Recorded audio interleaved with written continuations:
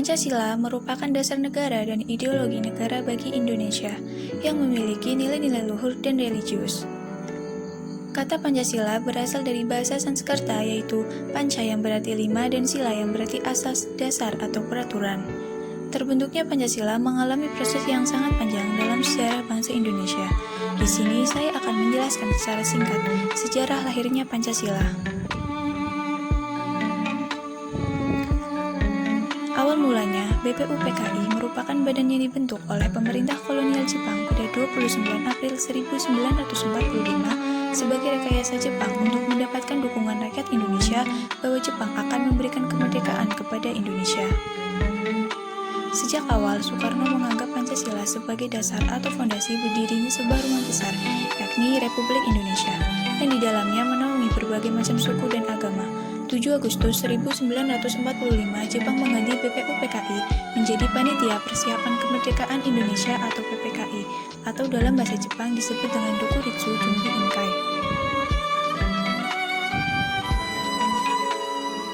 Tidak lama setelah itu, Jepang hancur lebur pada Perang Dunia II ketika pasukan Sekutu Barat pimpinan Amerika Serikat menjatuhkan bom atom ke Hiroshima pada 6 Agustus 1945 dan ke Nagasaki pada 9 Agustus 1945. Pada 12 Agustus 1945, ketika itu Soekarno, Hatta, dan Regimen Widyodiningrat dipanggil oleh penguasa militer Jepang di Asia Selatan ke Saigon untuk membahas tentang Hari Kemerdekaan Indonesia sebagaimana yang pernah dijanjikan.